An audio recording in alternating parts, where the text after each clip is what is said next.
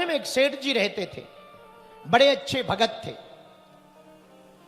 3 बेटे, तीनों की शादी हो गई, 3 बहुएं आ गई, लेकिन एक ही चिंता उनके मन में रहती, बेटे तो हैं पर बेटियां नहीं। और मेरे पागलों, बड़े भाग्यशाली होते हैं जिनके घर बेटियां होती हैं। बेटा यदि स्वाभिमान है तो बेटियां प्राण हैं। बेटे यदि एक कुल का नाम रोशन करते तो बेटियां 2-2 वंश का नाम रोशन करती हैं। और याद रखना, भाग्यशाली होते जिनके घर बेटियां होती हैं। बेटियां अभिशाप नहीं, वरदान है। बेटे मुकर जाएंगे पर 12 बजे रात को बेटे बिस्तर नहीं छोड़ेंगे, पर पिता हारा थका हुआ यदि काम से आएगा, बेटियां उठ करके कहेंगी, पापा चाय बना दें तुम्हारे लिए।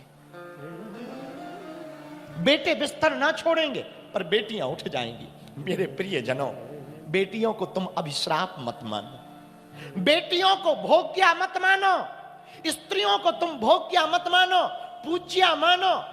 याद रखना, नारी निंदा मत करो, नारी रतन खदान, नारी से नर उपजे ध्रुव पहलाद समान। बेटियां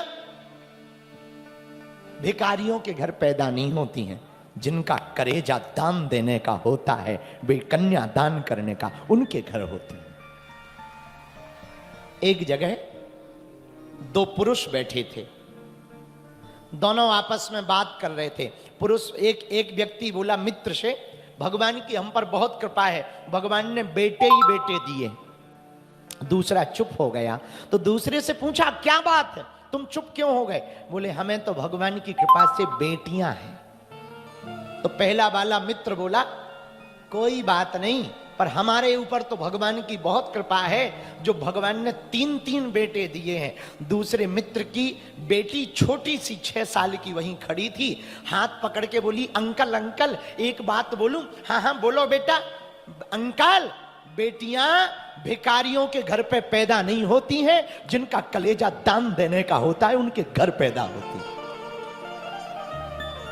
चुप हो गए। सेठ जी के पास सब था, 3-3 बेटे,